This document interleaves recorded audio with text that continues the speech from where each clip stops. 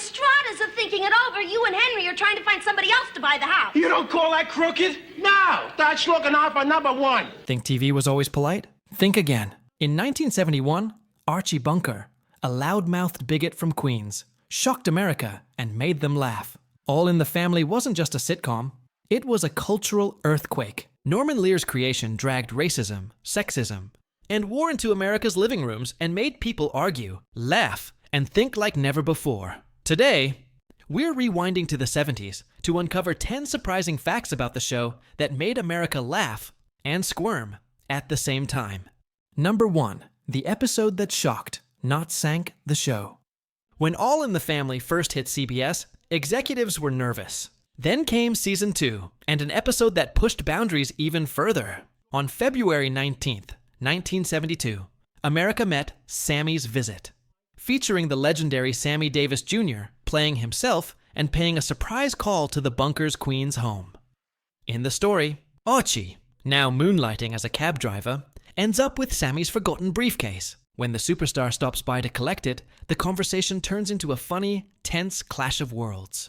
Then came the moment that made television history. Sammy leans in and plants a kiss on Archie Bunker's cheek. At the time, interracial kisses on TV were still rare enough to make headlines. The moment was shocking, not because it was crude, but because it was honest. Archie, the face of old-school prejudice, sharing a frame and a laugh with one of America's most beloved black entertainers.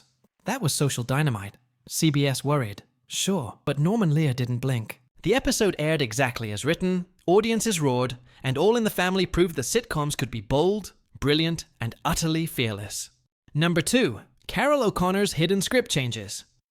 Archie Bunker might have been written by Norman Lear, but the man who brought him to life, Carroll O'Connor, quietly shaped the character more than most people realized. Off camera, O'Connor was thoughtful, politically progressive, and nothing like Archie. Still, he couldn't resist polishing the dialogue to make it sound authentic, like something you'd actually hear at a Queen's bar on a Saturday night. O'Connor often stayed up late reworking lines, fine-tuning rhythms, sharpening punchlines, and slipping in those offhand mutters, meathead, dingbat, and other working-class gems that became Archie trademarks. It sometimes sparked tension on set. O'Connor and the writers didn't always see eye to eye, and his quiet rewrites occasionally ruffled feathers behind the scenes. Norman Lear later acknowledged those clashes, but he also recognized what O'Connor brought to the role. I worshipped the ground he walked on. He was Archie Bunker, Lear said. O'Connor's instinct for realism, and his refusal to play the part by the book, gave Archie a rough, believable cadence that no one else could have written. In the end, those late-night tweaks helped turn a scripted character into a living, breathing icon, proof that a little rebellion can make television history. Number 3. The studio audience that couldn't stop laughing, even off-script. All in the Family wasn't your typical sitcom. It was basically live theater. Every episode was performed in front of a real studio audience, and those crowds didn't just laugh, they lost control. Archie's one-liners, Edith's offbeat sweetness, and Mike's passionate rants sparked reactions so big that people missed entire lines because they were still cracking up. The laughter was so wild, producers sometimes had to stop filming and start scenes over. Carroll O'Connor and Gene Stapleton loved it. They'd wait, milk the moment, and drop another line that sent the audience howling all over again. One night, the laughter went on for almost a full minute, totally unscripted. Norman Lear later said it was like lightning in a bottle. Proof that the show's magic came straight from the people watching it happen. And that's what made All in the Family special. No fake laugh tracks, no forced jokes. Just real people reacting to comedy that was fearless, honest, and hilariously human. That energy made it one of the most alive shows in TV history. Number 4. The controversial pilot that no one wanted to air. Before All in the Family ever made it to your TV, it failed. Not once, but twice. Norman Lear shot 2 pilots, and both were rejected. The network said it was too angry, too political, and too real. At the time, sitcoms were about perfect suburban families with polite little problems. Lear flipped that on its head. He showed a working-class man yelling at his liberal son-in-law about race, politics, and everything polite TV avoided. And the executives? They panicked. ABC turned it down, twice. They just couldn't see how anyone would laugh at something so raw. But Lear refused to water it down. He believed Archie Bunker was America's mirror, showing us exactly who we were, even if it made us uncomfortable. Finally, CBS took a risk. They asked Lear to soften the arguments. He didn't.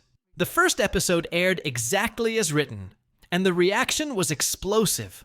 Some viewers were outraged, others were hooked, but everyone was talking. That unairable pilot went on to win Emmys and rewrite TV history. Proof that the stories we fear most are often the ones we need to hear. Number 5. How Norman Lear outsmarted network censors. Norman Lear didn't just write a sitcom. He fought a weekly battle with TV censors. In the early 70s, networks had whole departments dedicated to scrubbing out anything offensive. And All in the Family? It broke every rule in the book. Words like pregnant, toilet, and racist were basically banned from primetime television. So Lear did what great writers do. He got clever. When censors tried to clean up Archie's insults, Lear swapped out swear words for his own twisted creations. Meathead, stifle yourself, and dingbat. They were hilarious. Unique, and somehow even sharper. Then came the famous bathroom battle. CBS told Lear he couldn't show a toilet on screen. So he didn't. He let the audience hear it flush. That single sound became the first toilet flush ever heard on American TV. And it made history. Lear never broke the rules. He bent them until they snapped. Each episode pushed television a little further, forcing it to grow up while still keeping everyone laughing. Because of Norman Lear, TV finally dared to show real life, awkward, honest, messy, and completely human. Number 6. The real-life inspiration behind Archie Bunker. Archie Bunker wasn't just a TV character. He came straight out of Norman Lear's real life. Lear once said Archie was half my father, half my neighborhood. Growing up in the Bronx during the Great Depression, he was surrounded by loud, opinionated men, the kind who'd argue politics one minute and crack a joke the next. And at the center of it all was his father, Herman Lear, hot-tempered, stubborn, and brutally funny. When Lear wrote Archie, he wasn't mocking those men. He was trying to understand them. He wanted America to see how good people could still carry bad ideas, and how ignorance didn't always come from hate, but from fear and habit. Then came Carroll O'Connor, who turned Archie into something unforgettable. A man we could laugh at, and still, somehow, feel for. Lear later said, Archie wasn't the villain. He was us, at our most confused. And that's why Archie Bunker lasted. He wasn't just from Queens. He was from everywhere. A reflection of a country trying to figure itself out. One argument, and one laugh, at a time. Number 7. The episode that broke America's taboos. In 1972, All in the Family aired an episode so daring that CBS almost refused to show it. The episode, Edith's Problem, tackled something television had never touched: menopause. At a time when even saying pregnant was considered too bold for prime time, Edith Bunker was suddenly dealing with hot flashes and mood swings in front of 40 million viewers. Norman Lear wanted to prove that comedy could confront anything, even the most personal, uncomfortable parts of life. And it worked. The episode was honest, hilarious, and deeply human. Jean Stapleton delivered such a heartfelt performance that women across America wrote letters saying, "Thank you for showing me on TV." It wasn't just groundbreaking, it was revolutionary.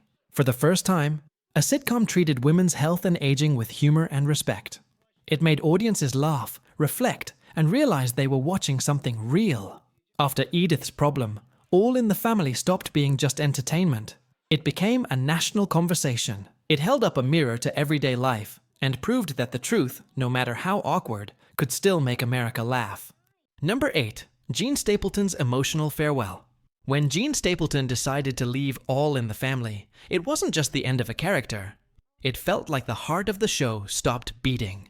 For nearly a decade, Edith Bunker had been America's mom. Gentle, loving, and endlessly patient with Archie's rough edges. But after 9 years, Stapleton was ready to move on. Norman Lear respected her choice, even if saying goodbye broke everyone's heart. Her farewell came quietly, in the spin-off Archie Bunker's Place. Edith had passed away off-screen. In one unforgettable scene, Archie finds her slipper in their empty bedroom and breaks down. The emotion you see wasn't scripted. Carroll O'Connor truly couldn't hold it together. When the episode aired, viewers were devastated. CBS was flooded with letters from fans mourning Edith as if she were real. And in a way, she was. Jean Stapleton didn't just play Edith Bunker, she was Edith Bunker. The warmth, the patience, the heart. Her goodbye marked the end of All in the Family's golden era, and left behind a lesson that still holds true today. Even the strongest stories end, but the love in them never does. Number 9.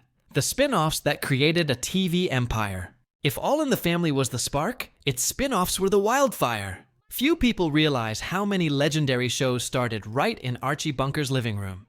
First came Maude, starring B. Arthur as Edith's outspoken cousin.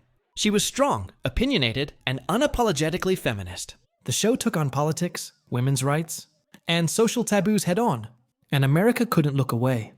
Then came the Jeffersons, Archie's black neighbors. And as moving on up to the East Side, it became one of TV's longest-running sitcoms and a trailblazer for representation and black success on screen. But Lear's universe didn't stop there. Good Times, Gloria, and Archie Bunker's place all branched out, each one tackling a different piece of the American experience.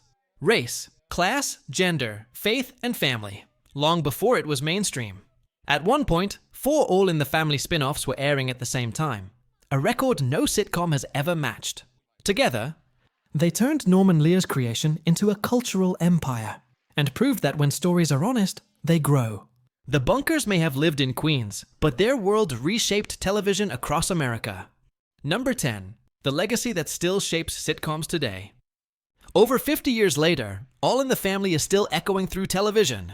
Without Archie and Edith, there'd be no The Simpsons, Family Guy, Roseanne, or Modern Family. Every sitcom that dares to mix laughter with uncomfortable truth owes something to Norman Lear's groundbreaking vision. What made the show revolutionary wasn't just the jokes, it was the honesty. Lear held up a mirror to America and made us laugh at ourselves. Before All in the Family, sitcoms were pure escapism. After it, they became reflection. Even now, writers study its scripts, the rhythm, the realism, the way conversations felt like real life. Archie wasn't a villain or a hero. He was deeply flawed, deeply human, and that changed how television characters would be written forever. In 2019, when ABC aired a live remake starring Woody Harrelson and Marisa Tomei, millions tuned in, proof that the Bunkers world still hits home generations later. From one small living room in Queens, All in the Family held up a mirror to America, making us laugh, cringe, and think all at once. Archie, Edith, Mike, and Gloria weren't just TV characters. They were us, messy, funny, and real. Over 50 years later, Norman Lear's legacy still shapes every show that dares to mix humor with truth. Here's to the sitcom that changed TV, and maybe even changed us. Which fact shocked you most? Tell us in the comments, and don't forget to like and subscribe for more stories from TV's golden age.